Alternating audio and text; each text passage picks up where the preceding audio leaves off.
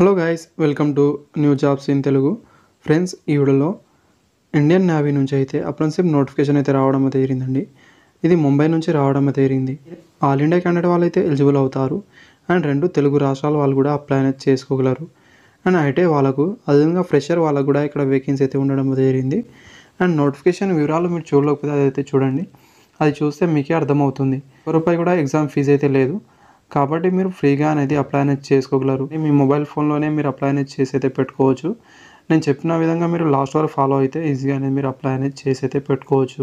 చూసుకుంటే last date అనేది June 24 వరకు అయితే మీరు అప్లై అనేది చేసుకోవాల్సి అయితే ఉంటుంది. ఫస్ట్ అనేది ఇక్కడ మీరు రిజిస్ట్రేషన్ అయితే కంప్లీట్ అనేది చేసుకోవాల్సి అయితే ఉంటుంది. Click here to register online పైన ఇక్కడ క్లిక్ అనేది చేయండి మీరు. అండ్ ఆఫ్టర్ ఇక్కడ మీరు చూసుకుంటే మీ నేమ్ అయితే ఇవ్వాల్సి అయితే ఉంటుంది. మీ ఎస్ఎస్సి మెమోలో ఏ విధంగా ఉందో అదే విధంగా ఇక్కడ ఫిల్అప్ అనేది చేయాల్సి ఉంటుంది.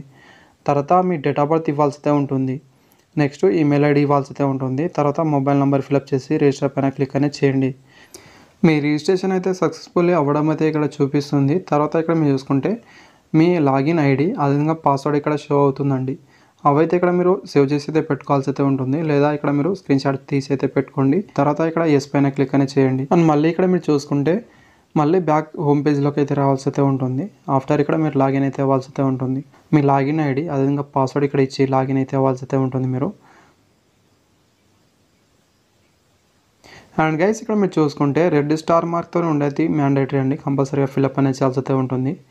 అప్లికెంట్ ఫుల్ నేమ్ అయితే ఇవ్వాల్సి అయితే ఉంటుంది. మీ నేమ్ అనేది ఎస్ఎస్సి మెమోలో ఏ విధంగా ఉందో ఆ విధంగా ఫుల్ నేమ్ అయితే ఇవ్వాల్సి అయితే ఉంటుంది. ఇక్కడ మీ ఫాదర్ నేమ్ అయితే ఫిల్అప్ అనేది చేయాల్సి అయితే ఉంటుంది. తర్వాత మదర్ నేమ్ అయితే ఇవ్వాల్సి ఉంటుంది. ఆఫ్టర్ ఆధార్ కార్డ్ నెంబర్ ఇవ్వండి. ఇది ఇచ్చిన తర్వాత నెక్స్ట్ నేను చూసుకుంటే మీరు నేషనాలిటీ అనేది ఇండియన్ అయితే ఎస్ అని ఇక్కడ సెలెక్ట్ అనేది చేసుకోవాల్సి అయితే ఉంటుంది. తర్వాత జెండర్ మేల్ ఫీమేల్ ట్రాన్స్జెండర్ ఇక్కడ చూస్ అని చేసుకోవాల్సి అయితే ఉంటుంది. అండ్ నెక్స్ట్ మీ కేటగిరీ ఇక్కడ సెలెక్ట్ అనేది చేసుకోవాల్సి అయితే ఉంటుంది. మీరు ఏ కేటగిరీ నుంచి ఇక్కడ అప్లై అనేది చేస్తున్నారో ఆ కేటగిరీ ఇక్కడ చూస్ అని చేసుకోవాల్సి అయితే ఉంటుంది. తర్వాత ఐడెంటిఫికేషన్ మార్క్ ఓన్లీ 1 అని ఇక్కడ మీకు ఎక్కడైనా పుట్టుమచ్చలు ఉంటుంది కదా, అదైతే ఇక్కడ ఫిల్అప్ అనేది చేయాల్సి అయితే ఉంటుంది. తర్వాత మీరు పీడబ్ల్యూడీ క్యాండిడేట్ వాళ్ళైతే ఇక్కడ ఎస్ అని లేకపోతే నో అని ఇవ్వాల్సి అయితే ఉంటుంది. ప్రజెంట్ మీరు ఎక్కడైనా అప్రెంటిస్‌షిప్ అయితే చేస్తున్న వాళ్ళైతే ఇది ఎస్ అని ఇస్తే నాట్ ఎలిజిబుల్ అవుతారు మీరైతే. ఇదైతే మీరు గమనించండి. ఇది కంపల్సరీగా నో మాత్రమే ఇవ్వాల్సి అయితే ఉంటుంది. మీరు డిఫెన్స్ ఎంప్లాయీస్ అయితే ఇక్కడ ఎస్ అని లేకపోతే నో అని ఇవ్వాల్సి అయితే ఉంటుంది.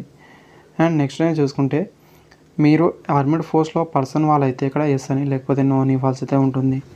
ఇవైతే ఇక్కడ మీరు చూసుకోవాల్సి అయితే ఉంటుందండి. పర్మనెంట్ అడ్రస్ అయితే ఫిల్అప్ అనేది చేయాల్సి అయితే ఉంటుంది. ఫస్ట్ అనేది మీ హౌస్ నెంబర్, తర్వాత ఇక్కడ స్ట్రీట్ నేమ్ అనేది ఇవ్వాల్సి అయితే ఉంటుంది. తర్వాత ల్యాండ్ మార్క్ ఏదైనా ఫేమస్ ఉండే మీ దగ్గరలో ఉన్న ల్యాండ్ మార్క్ ఇవ్వాల్సి అయితే ఉంటుంది. తర్వాత సిటీ నేమ్ అనేది ఇవ్వచ్చు. అండ్ నెక్స్ట్ నేను చూసుకుంటే ఇక్కడ స్టేట్ అనేది సెలెక్ట్ అనేది చేసుకోవాల్సి అయితే ఉంటుందండి. మీరు ఏ స్టేట్ నుంచి ఉన్నారో ఇక్కడైతే చూస్ అనేది చేసుకోవాల్సి అయితే ఉంటుంది. ఇదైతే మ్యాండేటరీ. తర్వాత డిస్ట్రిక్ట్ అయితే ఇక్కడ షో అవుతుంది, అది కూడా ఇక్కడ మీరు చూస్ అనేది చేసుకోవాల్సి అయితే ఉంటుంది. తర్వాత పిన్ కోడ్ ఇక్కడ ఇవ్వాల్సి అయితే ఉంటుంది. అండ్ గైస్ ఆఫ్టర్ అని ఇక్కడ మీరు చూసుకుంటే మీ పర్మనెంట్ అడ్రస్ అదేవిధంగా కరస్పాండింగ్ అడ్రస్ సేమ్ ఉంటే ఇక్కడ ఎస్ అని ఇవ్వాల్సి అయితే ఉంటుంది. లేకపోతే ఇక్కడ నో అని ఇస్తే మళ్ళీ అయితే ఇక్కడ ఫిల్అప్ అనేది చేయాల్సి అయితే ఉంటుందండి.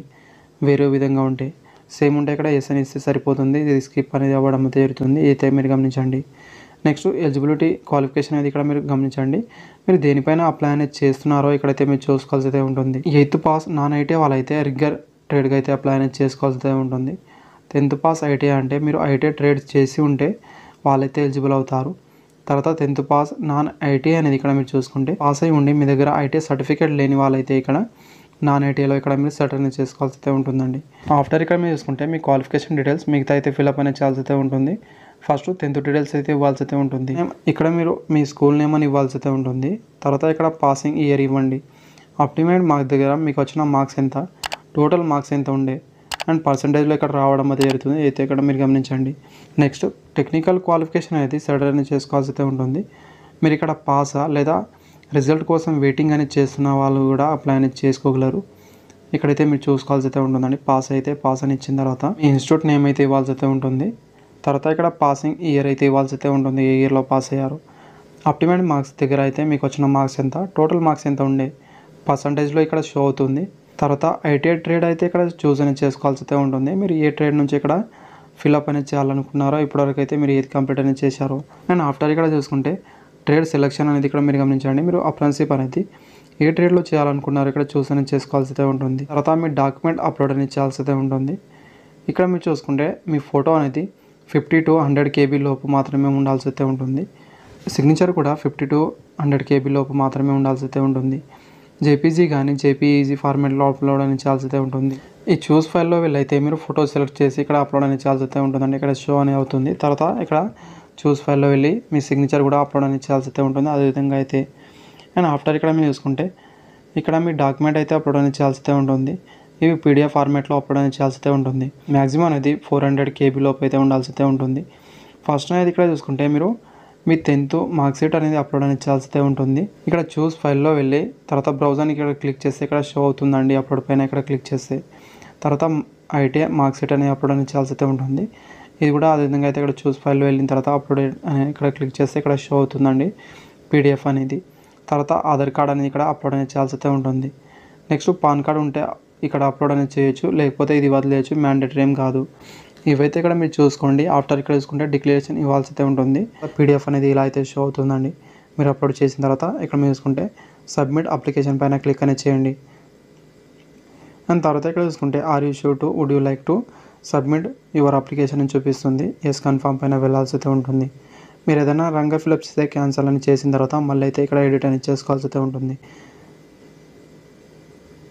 అది ఇక్కడ సబ్మిట్ అని అవ్వడం అయితే జరుగుతుంది. అదేవిధంగా మీ మొబైల్ ఫోన్కి కూడా మీ మొబైల్ ఫోన్కి కూడా ఒక ఇక్కడ మెసేజ్ అనేది రావడం అయితే జరుగుతుందండి. తర్వాత ఇక్కడ చూసుకుంటే ఇక్కడ ప్రింట్ ఆప్షన్లో వెళ్ళైతే మీరు ప్రింట్ అనేది తీసుకోవాల్సి అయితే ఉంటుంది. సింపుల్గా తీసైతే పెట్టుకోవాల్సి అయితే ఉంటుంది. Thank you friends. Video like అని చేయండి. Thank you for watching.